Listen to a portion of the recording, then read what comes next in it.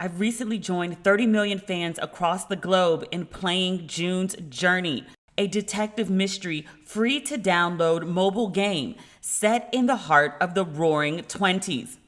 You play as June Parker, an amateur detective searching for hidden objects and collecting clues to solve the mysterious death of her sister. This game truly tests you and allows you to rely on your memory and observation skills. It's a great way to relax while still stimulating my brain during the little downtime I get during the day. There are thousands of intricate scenes along with new chapters that are added every single week, so I'll never run out of fresh content. I also have fun customizing my estate and garden in the game when I feel like taking a break from the mystery portion. I just added some checkered marble landscaping and a brand new fountain that look amazing. Take a refreshing break from your daily life and awaken your inner detective. Download June's Journey free today on the Apple App Store or Google Play. Ladies and gentlemen, boys and girls, you are listening to Ratchet and Respectable with Demetria L. Lucas. Remember last week I told you that I got my first COVID vaccine? I got the Moderna shot. My arm was sore for like 3 days, which I'd heard many other people talk about their arm being sore. I made sure to get the shot in my left arm since I'm right-handed so it wouldn't interfere with anything I do with my dominant arm. No one mentioned, and in nothing I read, because I did read up on the vaccine and the side effects, no one mentioned bruising. I don't have a giant bruise, but I have a noticeable, very deep. It looks like I've been abused. It looks like someone threw me into something and fucked up my arm. It's really bad. It doesn't hurt or anything, but it's really bad. I'm a bit concerned. I was asking about it on Facebook, and some other people said that they had bruises, but most people just said they had soreness. I don't know. If this bruise doesn't go away, I'm going to have to go see a doctor. I'm like, is my arm okay? Is it going to fall off? Fuck. Oh, we have so much to talk about today. So much fuckery abounds. So much. Oh my gosh. But before we get too far in the episode, I wanted to let you know that the Don't Waste Your Pretty merch, the hoodies and the mugs, are now 30% off on my site. So demetriallucas.com. It's an end of season sale. So go to the site and make sure that you get your hoodies and your mugs, because once we shut down the hoodies, they're not coming back until the fall. And they will not be on sale when they return in October. So make sure you pick those up. I think the mugs are down to $17. The hoodies, I think the least expensive one is $42 now, down from $60. So definitely a good deal. Should we start with Black excellence or should we start with fuckery? Let's start with fuckery, because we always try to start respectable. Maybe we'll end respectable this week. I told you every week, right before I start recording, I do a quick sweep of all my favorite sites to see what people are talking about. God, do I regret that today. Ugh. I was looking around, I stumbled across this story about Tyrese. Now, Tyrese was married to his second wife for a few years, and they're currently separated, and he has a new girlfriend. Tyrese was on the internet. I don't know if it was live or it was a video the girlfriend posted. He was grooming his girlfriend. He was grooming her nether parts on video. In the video, which I solely watched so I could talk about it here. If I didn't have this podcast, I wouldn't have watched this fuckery. Her legs are up in the air, and you can see Tyrese's head bobbing around about where her vaggie would be.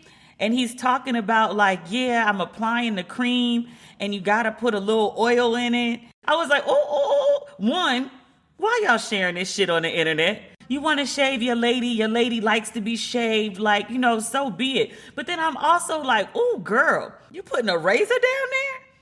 In the year of our Lord 2021? Honey, we got wax for that. We got sugar for that. You ain't got to do that no more.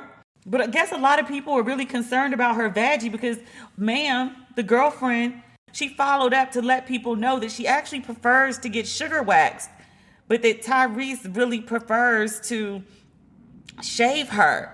And so she allows him to. And I was like, girl, you risking razor bumps and a cut up coochie for Tyrese? Girl. Don't nothing about Tyrese make me think that he would have a steady hand and wouldn't fuck around and nick the clit with the razor. Tyrese looks steady to you? I don't understand this man. He is a talented man. He is a solid actor. He is a beautiful singer. He's a gorgeous man. Sir, if you want attention, just take your shirt off and post pictures on the internet. Plenty of other people do it and are very famous off of it.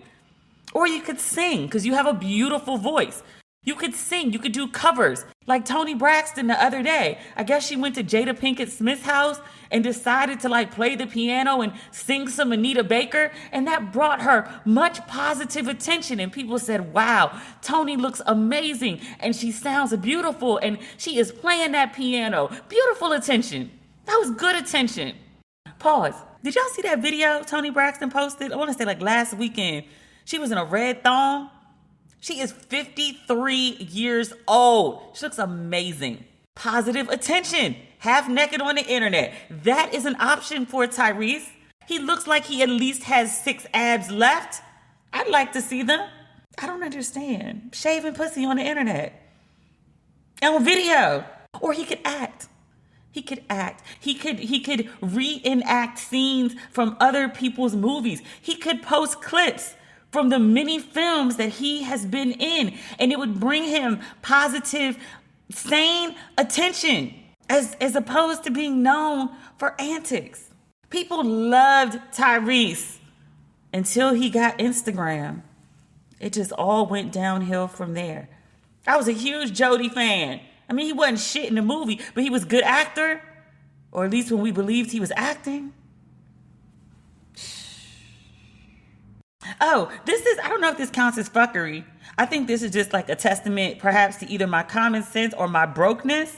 So I am obsessed with Usher. I've been obsessed with Usher for a very long time. I have seen Usher perform at least twice. I saw him once at the Apollo, which looks really big on TV, but is actually very, very tiny in real life. So it was a very intimate concert, but he was amazing. And I think I saw him open for Beyonce a million years ago. I can't even remember which Beyonce tour that was. And then I have a very good friend who works on tours for a bunch of different artists.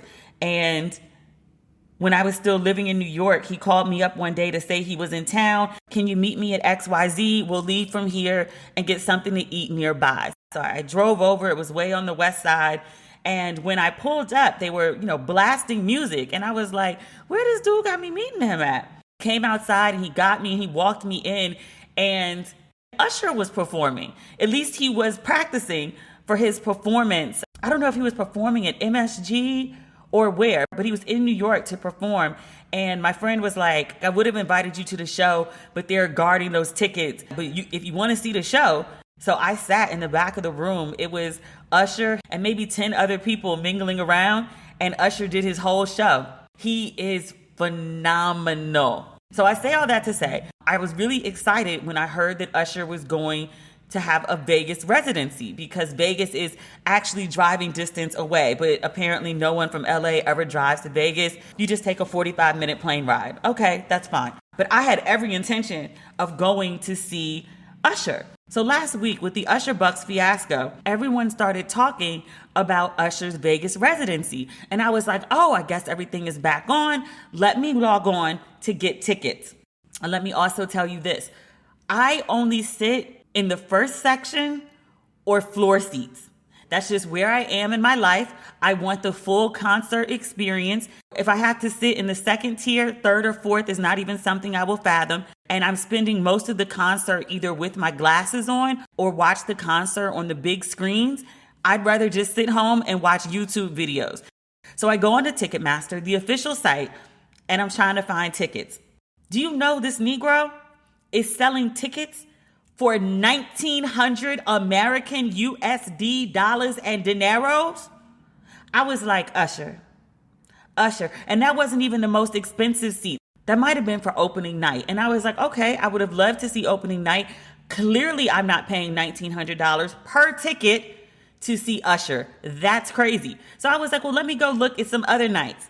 Some nights were like 2,200. And I was like, for Usher? I am one of Usher's #1 fans. I love this man's music. Unless Jesus Christ, Billie Holiday, Luther, Whitney Houston, Nina Simone, and Prince, and all of those people would have to be opening acts for Usher for me to consider. If Jesus Christ himself was on the lineup, I'd still be like, ooh, I'll have to wait for the concert documentary. I'm sure that this residency is going to end up as a documentary on either Netflix or HBO. If his team didn't negotiate that as part of the deal, I'm very, very disappointed. But I was like, I guess I'm going to have to catch the documentary. In the 400 level, I looked just for kicks. I'm never sitting there. The 400 level, tickets were $4.99. I was like, in no possible world. So I was like, I guess I won't be seeing Usher in Vegas. I'm so disappointed. Even like the Wednesday night shows were expensive. And I was like, I can't. Now, if I was broke, I'd be trying to figure out a way to do it. Whenever I got a little change, I am Scrooge McDuck in this bitch. Like, I will not spend money. Does anybody else do that? Like when you broke, you just want to like ball out. And when you have a little money, you be like, it's too high. I don't know. I'm so mad. And I know it's not Usher. I know it's like the producers of the show, but still. In Ratchet news, did y'all see this shit? And not that I expect much from Rick Santorum. He said a bunch of crazy shit over the years. Go ahead and look it up. It's a long list. Rick Santorum, if you're not familiar, he's a former senator and one-time presidential candidate. But he was speaking to a right-wing student organization, the Young America Foundation. They had a conference last week, Standing Up for Faith and Freedom. And Santorum was invited to speak. This is what he had to say. I'm just going to read it to you verbatim, because if I tried to paraphrase it, you'd be like, no one would get on a fucking microphone and say that. But yes. Rick Santorum got in front of a room full of people and he said, I'm reading from the Daily Beast. I'd like to just cite my sources. He said, quote, "We birthed a nation from nothing. I mean, there was nothing here. I mean, yes, we have Native Americans, but candidly, there isn't much Native American culture in American culture. It was born of the people who came here pursuing religious liberty to practice their faith, to live as they ought to live, and have the freedoms to do so." I am not very familiar with the ins and outs of Native American cultures because there are many. And I'm sure as I speak on Monday at 3:13 p.m. Pacific Standard Time, I'm sure that there are many Native Americans and or Native American scholars who are making long lists of the ways that Native American culture shows up in quote and unquote American culture. Off the top of my head, I could only think of names because I think of places like Chattanooga, Tennessee. Chattanooga don't sound very English to me, nor does Tennessee. Natchez, Mississippi don't sound very English to me. Lake Minnetonka, it's actually a real lake. That don't sound very English to me. I don't know. Mississippi or the Appalachian Mountains don't sound very English to me. Hackensack, New Jersey, that sound English to you? That's some Native Americans. I can't tell you which tribe. But just how you know Spanish when you hear it, like you don't know what people are saying, but you're like, oh, okay, they're speaking Spanish or French. You don't necessarily know what they're saying, but you know just the tone of it enough to figure out like, oh, Spanish, French, Russian. Yeah, it's one of those situations. I know that in English. I look forward to hearing from the Native Americans and or Native American scholars about all the ways that their culture shows up that white folks have tried to appropriate and whitewash. But I also think it's worth noting that maybe, just maybe, there isn't a lot of Native American culture left in America, which is scary and sad, isn't it? White folks came to a whole continent that was inhabited by a whole bunch of human people, millions. And now that culture, any of that culture from millions of people is nowhere to be found. on the current continent in which they once solely occupied? Santorum doesn't think that's fucked up. Like, okay, maybe there is no Native American culture. Let's go with that. It's because you killed everybody. And of all times for Rick Santorum to go and say this shit, does he realize that, like, I don't know, millions of people are currently watching or recently watched Exterminate the Brutes on HBO? Which, we've talked about this film before. I didn't go into great detail about it, but remember when I talked about the documentary within like the first 10 seconds, they're scalping a Native American woman? That's Exterminate the Brutes. It's essentially 4 hours of, loosely, colonialism told from the perspective of the colonized. There's a great deal of the documentary dedicated essentially to the genocide of Native Americans. And he talked very frankly about how white folks got to America, which was already occupied, and they were all violent and crazy, trying to use force with the Native Americans who were like, you doing the most. Like, we got enough to go around. Ain't no need for all that. So essentially, they wanted the land that the Native Americans were already occupying. And the Native Americans were like, you know, you can have some of it. Like, you can't have it all. But then white people came through with their violent entitlement, misusing the word of God, talking about manifest destiny as God's will for us to take over this land and move west. And then they were afraid that the Native Americans would actually do back to white folks what white folks had been doing to them. So instead of trying to coexist on the land, they were like, no, we're just going to kill you so we don't ever have to worry about you retaliating for the shit that we did to you when you were over here minding your business. I mean, that's the shortened version of it. But if you've seen the documentary, you know it's also the accurate version of it. But just for Rick Santorum to get up and casually be like, yeah, you know, there's not really a lot of Native American culture because you killed everybody. The fuck? America is born of the people who came here pursuing religious liberty, to practice their faith, to live as they ought to live, and have the freedom to do so. What about the people who were already here, who had their own religion and were practicing their own faith, who were living as they felt they ought to live and were free? Fuck them, right? Because they got melanin. Ain't had no guns. Man, this nigga was a member of Congress, made decisions, passed laws, was in a leadership position, was someone who people would have considered a role model, influential. And you run out here saying shit like this. Ooh, child. White folks be white folking sometimes. Whew.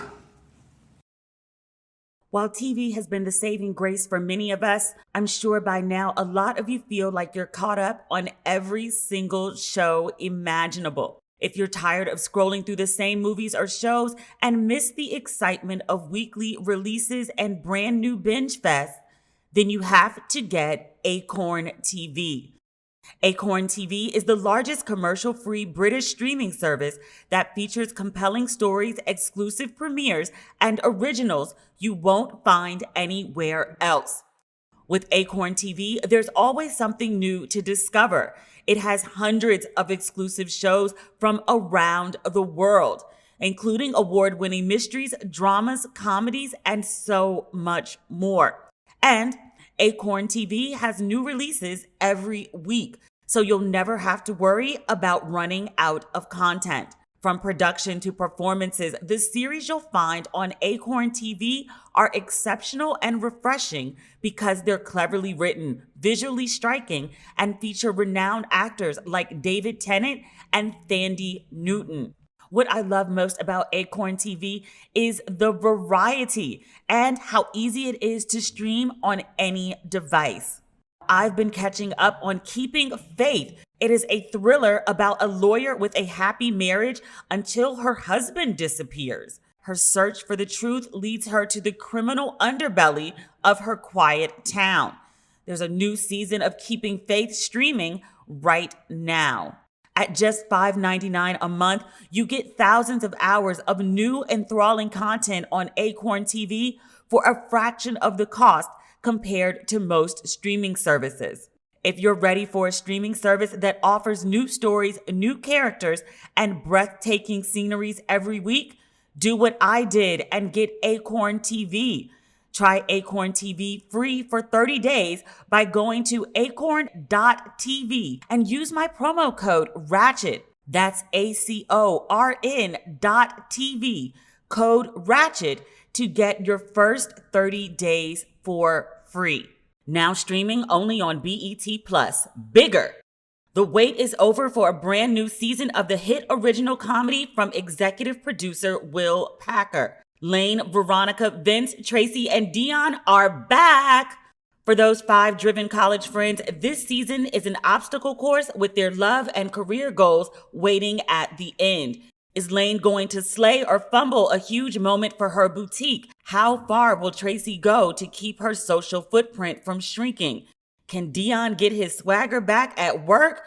And will Veronica stop hustling backwards with her ex? Is the ambition and desire of these 30-somethings enough for what lies ahead? Watch and see. Plus, this season, guest stars Tori Spelling, Christopher Play Martin, and Carly Red join the fun. Get big laughs and get your whole life with something bigger. Watch season 2, now streaming only on BET+, where you can stream Black culture anytime ad-free. For more, visit BET.plus. What else is going on? Oh, DMX's funeral. That wasn't ratchet. Actually, I don't know. I didn't actually watch it. Was it? Only real things I've heard about it. Swizz Beatz talking about how black people need wills. We do this every time a black person dies. Because like no one, from Prince, Aretha, Chadwick, no one seems to have a will. Kanye West and the choir. Was Kanye actually there or just his choir was there? Because I've only seen pictures of the choir. I haven't seen any pictures of Kanye. I saw the clip of them performing How Excellent.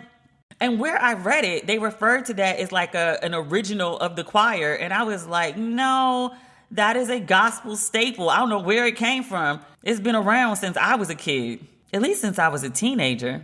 But it was a beautiful rendition. It's one of those songs that lets the altos have their moments to shine. I did see a clip of Tashira Simmons. She was dressed in widow white. This is DMX's first wife. But the clip I saw, she was at the microphone and she was showing love for DMX's fiance, who was also dressed in all white. She said nice things about the fiance, and she said, this is what real women do, something like that. And then she invited the fiance up to the stage, and they shared a hug. And the clip was saying how, this is how real queens act, or, this is real sisterhood, or something like that. And I was like, you know what? You're right. You're absolutely right. I'm not that level of evolved. And not to say that Tashira Simmons, who I've met a couple times, she's actually a really nice lady. She used to be involved with Ween a lot. But DMX put Tashira through hell. I'm sure they had good moments. They were married forever and a day. They're childhood friends. I want to say, if I remember the story correctly, they met when they were 11 and became friends and then didn't start dating until they were adults, maybe late teens, something like that. But she was married to him for a minute, and she has 4 children with him. He has 11 other children with other women. The creation of some of those children overlap with their marriage. I guess, to be fair, that has nothing to do with the new fiance. DMX would have been responsible for whatever it was that DMX did. But are we keeping it 100? It's sometimes challenging, even when you're using, your best logic and best rational self, to see someone be good to another person after they treated you like shit. If you listen or read, because she has a book, Tashira's story about her marriage to DMX, I don't think she said he was physically abusive, but she was he was emotionally and psychologically abusive. He treated her really, really bad, and she was really fucked up from the way that he treated her or allowed herself to be treated. He's responsible for his part. She's responsible for hers. I think that's fair. But for them to go off and leave you fucked up and then go off and be good with another person, I know it's not on the other person. It's on the person who you were with. And logically, I get all of this. I guess it's just hard sometimes for me to like watch other people get like the treatment that I always wanted. Like I can keep myself from like lashing out or doing anything crazy, but sometimes, it just hurts. So that's why I say Tashira is a better woman than me. Like I could have got up there and I could have kept the focus on DMX. They share 4 children together. I get it why you would get up there and keep it classy, but like to include the new fiance, that's a good woman. That's a good woman. It's a Christian woman.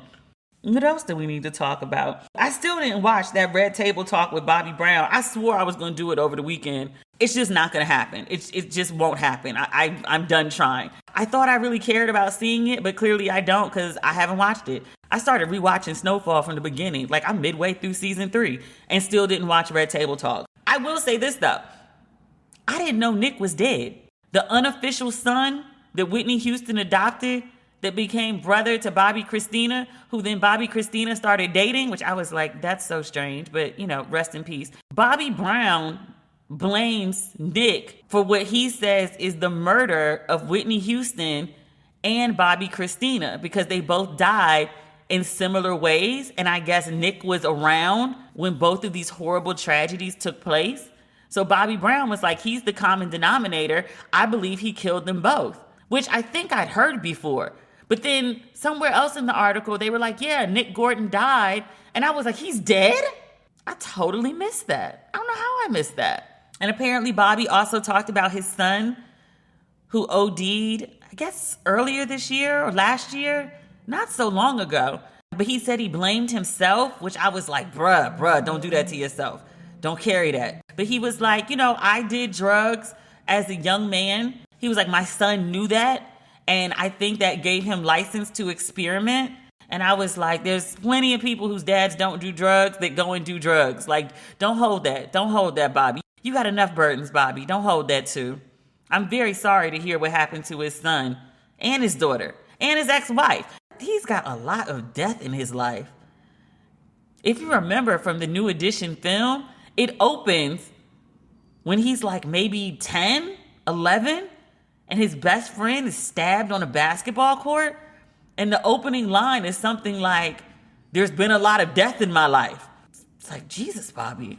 I feel so bad for that man. I really do. Bobby was, what old folks would like to call a piece of work at some point in his life. He may still be. But I'm like, your ex-wife and 2 of your kids dying?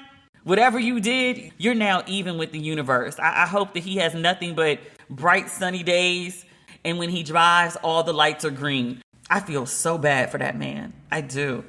But apparently not bad enough to watch Red Table Talk. I don't know what that's about. Maybe I just don't want to see a man in pain that way. I don't know. We need to talk about these Oscars. There's much to talk about with the Oscars. Regina King, Jesus, she looked so freaking amazing. I was in this clubhouse room. Bevy Smith did a clubhouse room to discuss the fashion for the Oscars. It was her and a bunch of other fashion people, but they were watching E! And they were all on the East Coast. So I wasn't watching the same feed that they were, but they were talking about Regina King's dress long before I saw it, and everyone was just like gushing over it. And then when I finally saw the dress, like I gasped. I don't really know fashion terms. I just know like what looks good and what doesn't. And she looked freaking amazing.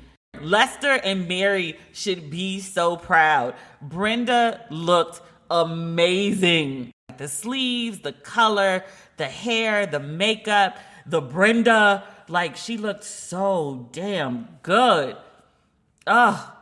Angela Bassett, she had this red number on. The front was very cute, but the back had like this big bow.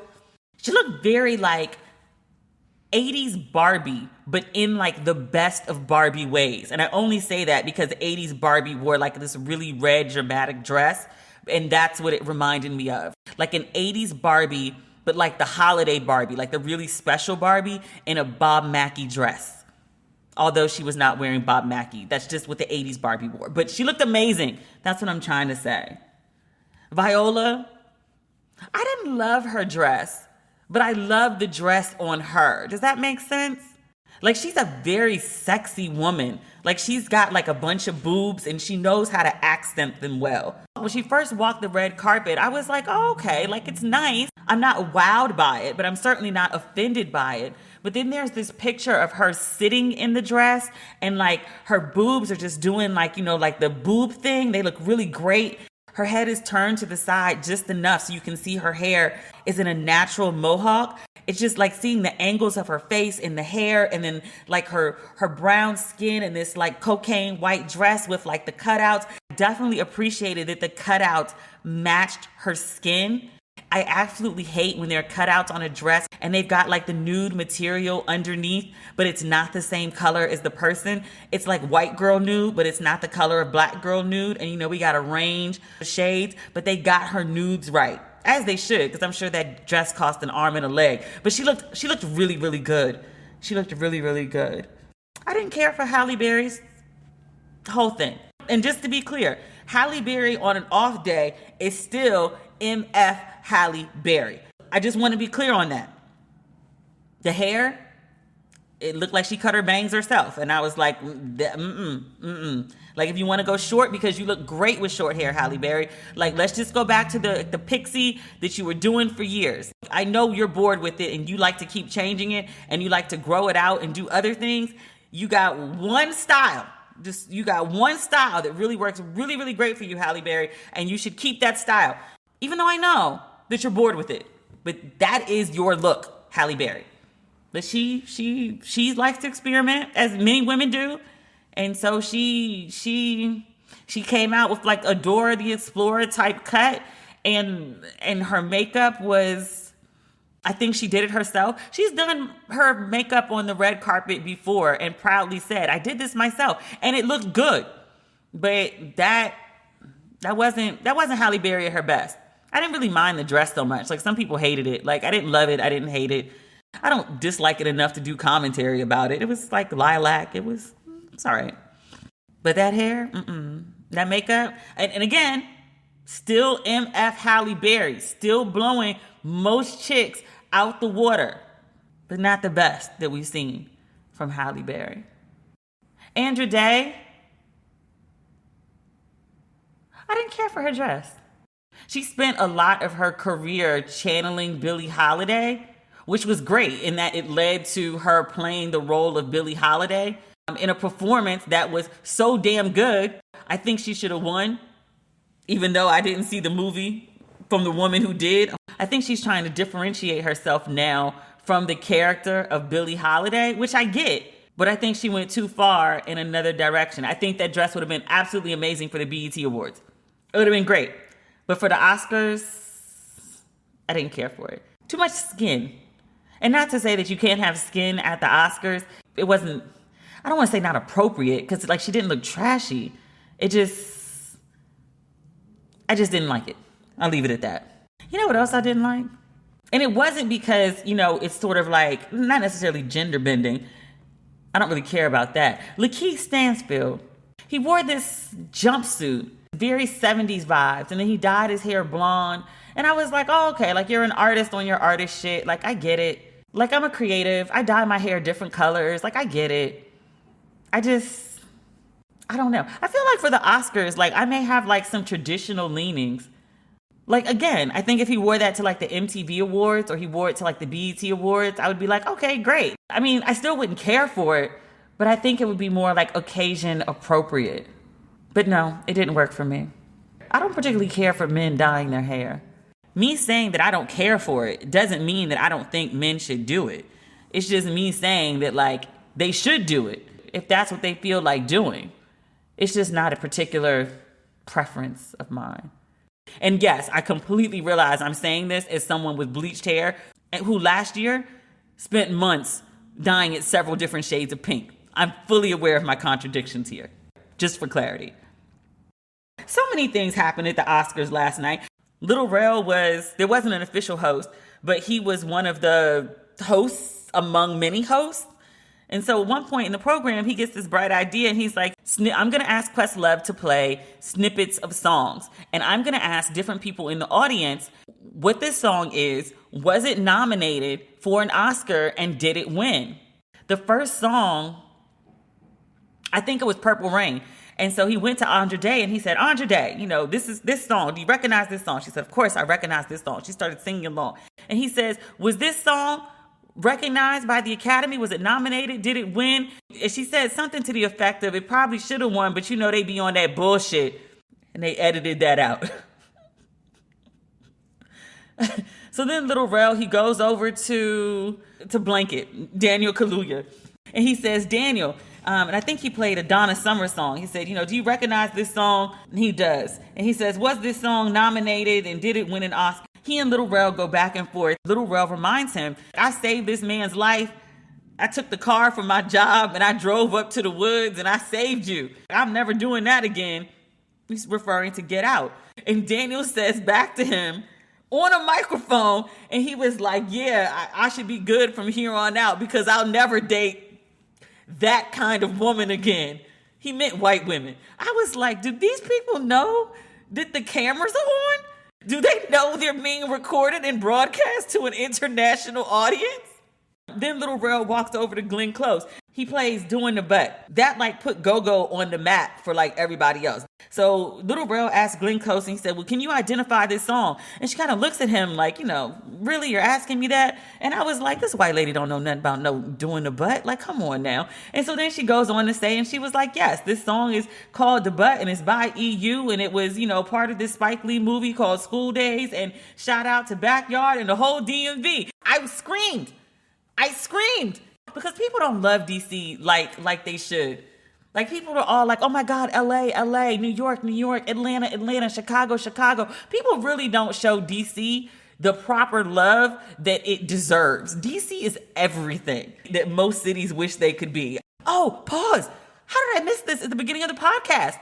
One of my very good friends, remember over the summer, I would go protesting and I was always like, oh yeah, my friend, I went protesting with my friend and we walked from the White House to the Capitol and then back to the White House. And then we went to Black Lives Matter to celebrate when the election was officially called for Joe Biden. And I can't tell that part of the story. It's nothing salacious. It just wasn't entirely legal, but everyone else was doing it. And I don't mean we, just, oh gosh, now I can't say anything. No, I can't even tell my part of it because, okay, maybe I'm just not going to say anything. We went out to celebrate. Oh, I feel like I can only tell really pristine stories about him now. He's one of the most upstanding, responsible people I know. Did I tell you the story about the time my lawyer went off on me because I hadn't copywritten Don't Waste Your Pretty? And I mean as of November of last year, I hadn't done it. Don't ask. He flipped. But him, can I tell that story? I don't know what stories I can tell about him anymore. I'm just going to say that he's a really good friend and he's absolutely amazing. And that he just announced today that he is running for Attorney General of DC, Ryan Jones. I adore him and I'm so excited for him.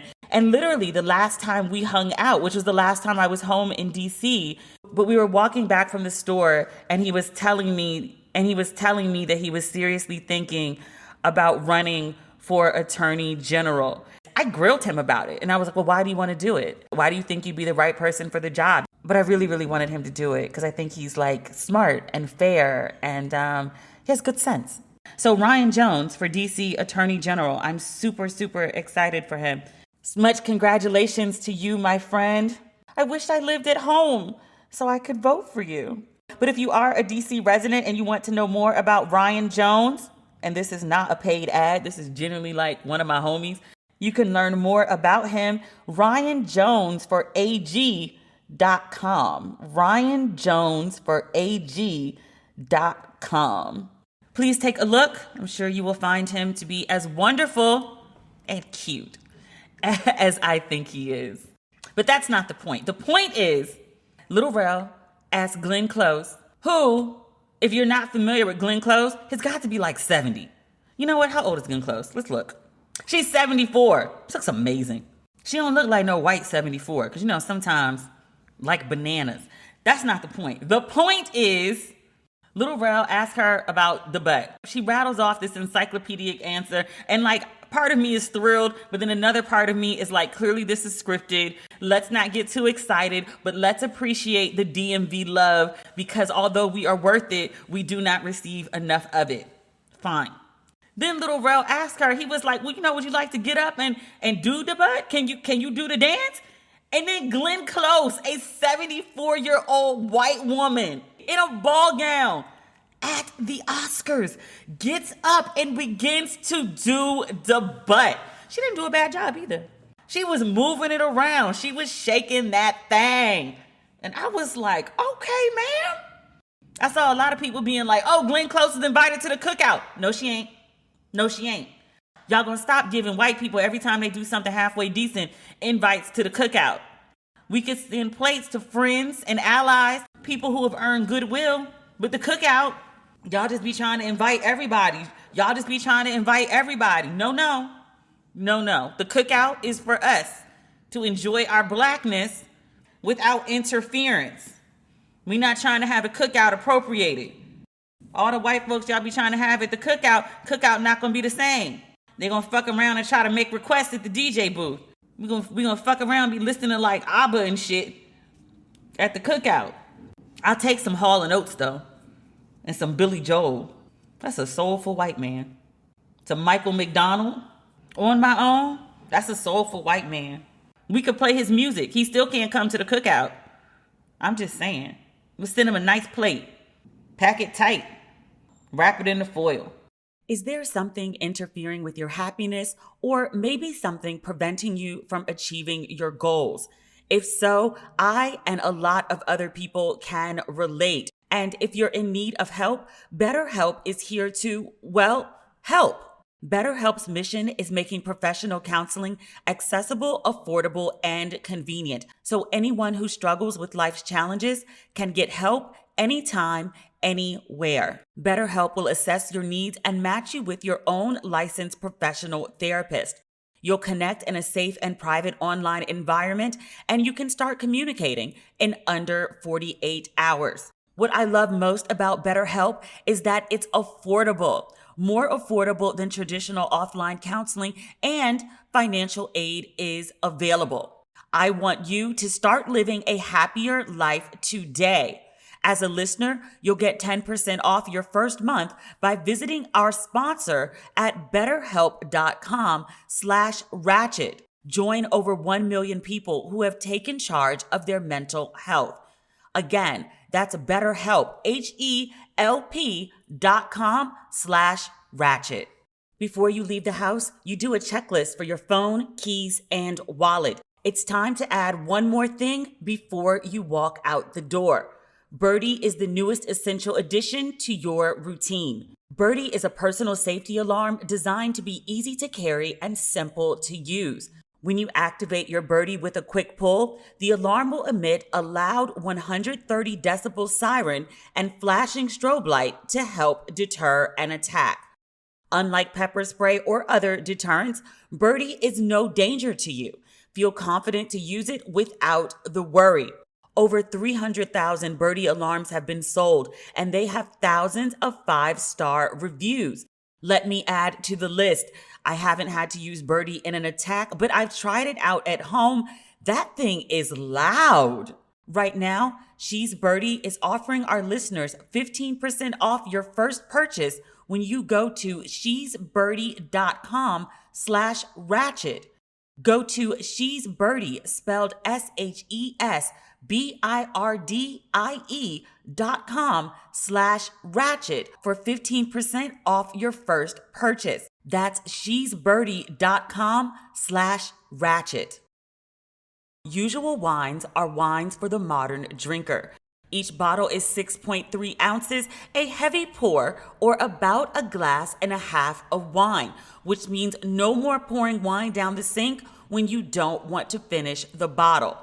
Because of the single-serve format and bottle design, Usual is always fresh, so no more flat bubbly or stale rosé. Usual has a red blend, a rosé, and a sparkling white wine called Brut.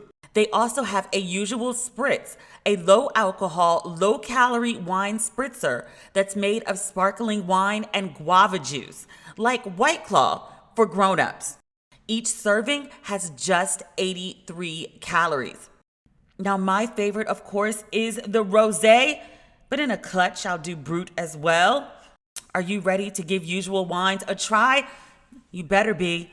Go check out their website at www.usualwines.com and use my discount code RATCHET for $8 off your first order and try your first glass on us. Thank you, Usual Wines, for sponsoring this episode. I want to talk about Daniel Kaluuya. Congratulations to him on winning an Oscar for Best Supporting Actor for his role as Chairman Fred Hampton in Judas and the Black Messiah. There were 2 other black men nominated in that category. It was Leslie Odom Jr. for Sam Cooke in One Night in Miami. He did a great job. And then also Lakeith Stanfield, which I was like, so you and Daniel were in the same film and y'all both were supporting actors? Who was the lead? Did we ever get an answer to that question? I know I asked it before. We never got a plausible answer to that, did we? It's confusing. But congratulations to Daniel Kaluuya. He had a great Oscar speech to start. Sir just went left. And I was like, how did we end up here? We started off so well. He thanked God twice. He thanked his mama. He thanked his family. He thanked his team. He thanked the producers. He thanked the studio. He thanked Lakeith Stanfield. He thanked Dominique Fishback, who played his girlfriend, the mother of his child in the film. She did an amazing job. He thanked Chairman Fred Hampton's family. He thanked Chairman Fred Hampton and Bobby Seale and Huey Newton and the Black Panther Party. We're doing so well. He talked about how there's so much work to do in fighting racism, eliminating racism. And he said, this ain't no single man's job. Basically telling white people, this ain't just a black problem. This is y'all problem. We in this together. Let's all fix it. All hands on deck. Great. He was doing so well. And then I think his nerves just got to the best of him, because he ended the speech and he said something like, my mom and dad had sex and they made me. Sir, look, we are all here because 2 people had sex, but no one actually acknowledges it. Jesus Christ, pretend you popped out of a pod like everyone else. Have some goddamn decency. Nobody wants to think about their parents having sex. It's gross. But he got up on the Oscar stage before an international audience and said that shit. I was like, sir, what are you doing? The cameraman flashed to his family in the audience. It was his mother and his sister. His sister covered her face with her hands and leaned forward, just like, oh my God, I can't believe he said that. And his mother was like, wait, what did he say? She couldn't believe that shit either.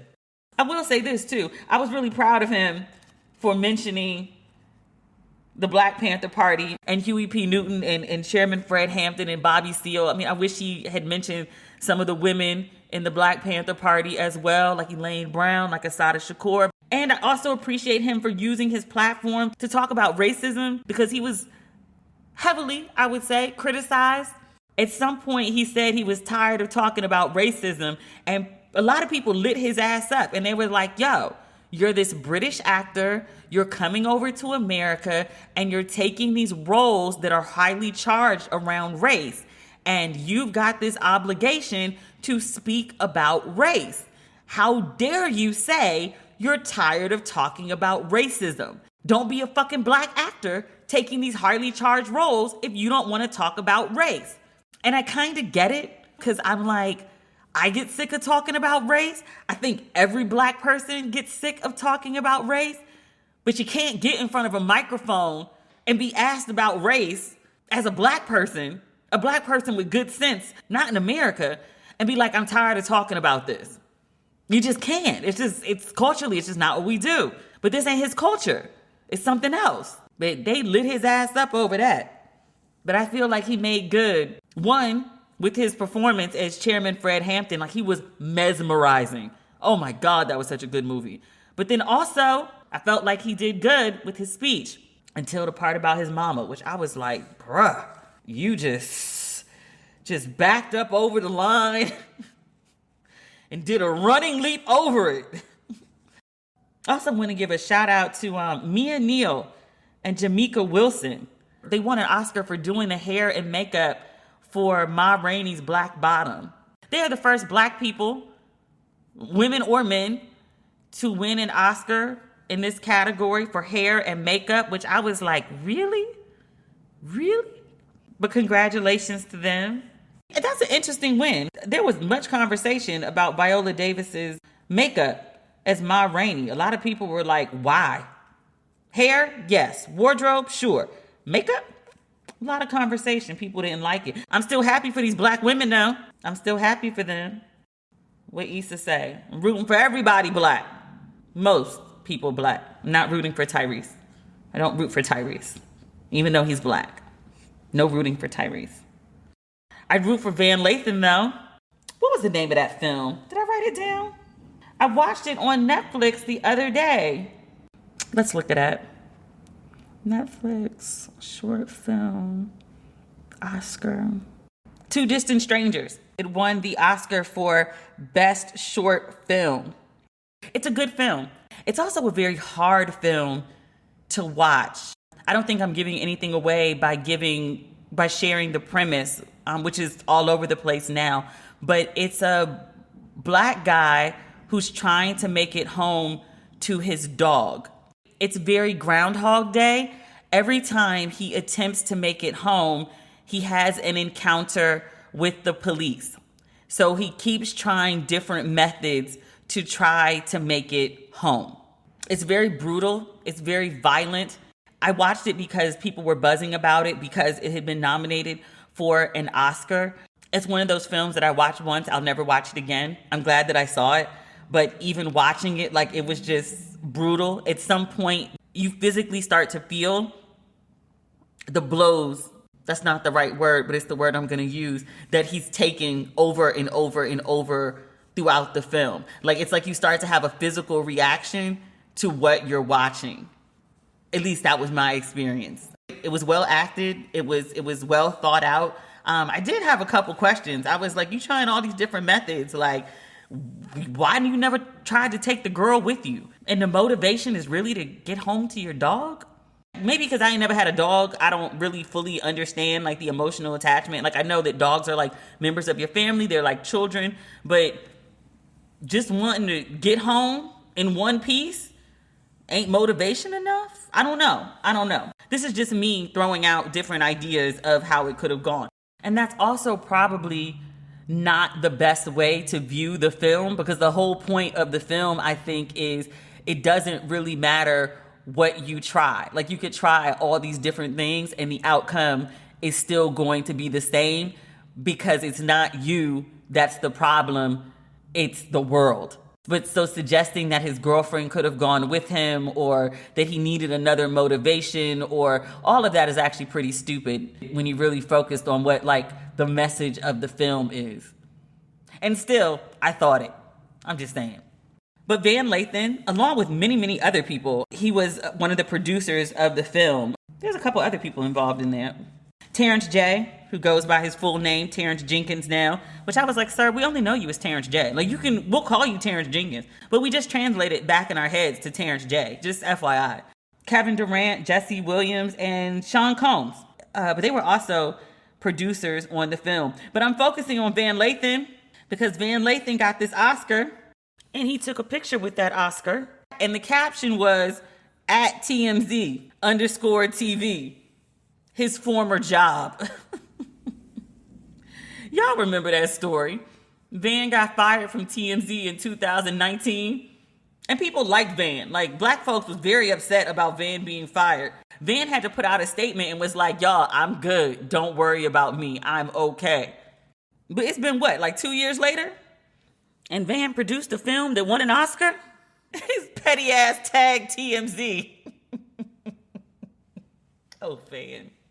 Congratulations to your petty ass. I'm proud of you. Oh, I like to think I'm petty. I'm not this level of petty. If I left my former employer on bad terms, I might have tagged them. I wouldn't have put them in the whole caption. And I would have tagged them with a whole bunch of other people too. I might have tagged all my former employers. I wouldn't have just chosen one. But petty ass man. I'm happy for him. Because he was very much known as Van from TMZ. I've not met this man. I know nothing about him. I don't even think we have friends in common where I hear stories about him. I would imagine that when you work a job like that, you get very tied to your identity as so-and-so at so-and-so occupation. And maybe I'm projecting from a previous life. But sometimes when you walk away from jobs like that or get fired, as the case may be here, your ego takes a blow. A part of your identity is caught up in like what you do, and you start to mistake it for who you are. That may or may not be his story. I have no idea. But something tells me that him tagging TMZ, maybe he just mad because they fired him. I don't know. But good for him. I've said that like 3 times. I'm genuinely happy for the man. I love a good comeback story. Although, he didn't really like go nowhere. I don't know what else he's been doing besides, producing an Oscar-winning film. I know he and Rachel from The Bachelor have a super popular podcast. I don't live and die by the rankings of Ratchet and Respectable, but whenever I do look, he and Rachel are usually I'd say in the top 50 on society and culture on iTunes. So his podcast is doing really well. I know what I get paid for ads, hovering around 119 to 130. I rarely crack the top 100. But I was in the top 50, bruh. Please believe his bills are paid well. Like he said, don't worry about me. I love to see good things happen to good people. He seems like a good guy. I hope he is. If he ain't shit, don't tell me. Last but certainly not least, we need to talk about how Chadwick Boseman didn't win for Best Actor in Ma Rainey's Black Bottom. He lost to Anthony Hopkins. Usually with the Oscars, the last award of the night is Best Picture. If you remember when Moonlight won, but they announced someone else, and then one of the actors from that had to announce, actually, it's not us, it's Moonlight. Remember that? That was the last award of the night. But last night, for whatever reason, they switched it up. I guess because they thought viewers would tune out once they saw Chadwick didn't win. I don't know. But the last award of the night was Best Male Actor instead of Best Picture. And the award went to Anthony Hopkins. People were very disappointed by it because they were like, yeah, that's why all the black people tuned in to watch. We wanted to see Viola win. We wanted to see Andra Day win. And we wanted to see Chadwick. And none of those wins happened. So why we watch this shit again? But the award went to Anthony Hopkins, who wasn't in attendance. He was in Wales. But Anthony Hopkins did release a statement today, on Monday, the day after the Oscars. In his recorded speech, he said, quote, "I want to pay tribute to Chadwick Boseman, who was taken from us far too early. And again, thank you all very much. I really did not expect this. I think he even thought Chadwick was going to win. But he said, I feel very privileged and honored." Talk about a womp womp into a ceremony. You get an upset with, again, Anthony Hopkins, very qualified actor. And still, I wanted our Chadwick to get the Oscar. That really, quite honestly, I liked Ma Rainey's Black Bottom. I liked Black Panther. There's some other role that he's always lauded for. Chadwick Boseman's best role was as James Brown. I've said it a bunch of times, at least on here. If you've never seen Get On Up, he is masterful. Oh my God, he's so good. But yeah. Rest in peace, Chadwick. Much love and respect to his widow, who held him down throughout award season, because I think he got every other major award, but not the Oscar. Shame. Anticlimactic shame. Because not only did you disappoint people who wanted Chadwick to win, you just screwed up a good production. What was the producers thinking? That was no way to end the ceremony. Yeah. So that is it for this week's Ratchet and Respectable. As I said at the beginning of the podcast, merchandise for Don't Waste Your Pretty and Ratchet and Respectable, the hoodies, the sweatshirts, and the Don't Waste Your Pretty mugs, they are 30% off on demetriallucas.com. It's our end of season sale. Once I put these away, we're not breaking them back out to October. I might add more colors, but they won't be on sale. So if you want a hoodie or a sweatshirt or a mug, please head over to demetriallucas.com ASAP so you can get your size in the color that you want. If you need some Ratchet and Respectable in your life in between now and the next episode, please follow me on social media, Twitter, Facebook, and Instagram at Demetria L. Lucas. I think that's everything. I could tell you who our guest will be on Friday. It's one of my favorite people. I've interviewed him before and he is a delight. He also has the most beautiful teeth I've ever seen. He and his wife, like, who is their dentist? We'll talk again on Friday. Okay, bye.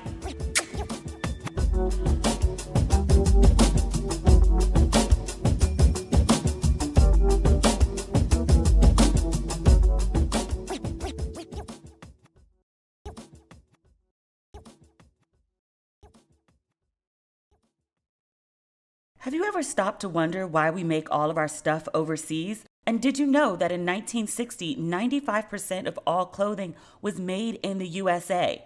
Today, it's only 3%. Enter American Giant. They've built a unique and robust American supply chain with deep relationships with factories, workers, and the communities where they make their clothes. It's not the cheapest way to make apparel, but they believe it's the better way. Buying American makes a difference. By staying local, American Giant makes the highest quality clothes on the market and facilities that are world leaders in environmental and human rights protections. American Giant clothing is durable, not disposable. They're reclaiming the American tradition of making high quality clothes that last. Now, I love my American Giant zip-up hoodie, and what I love most about it is the quality. I also love that I'm supporting local communities. Get $15 off your first order when you use promo code RATCHET at american-giant.com. That's 15% off when you use code RATCHET at american-giant.com.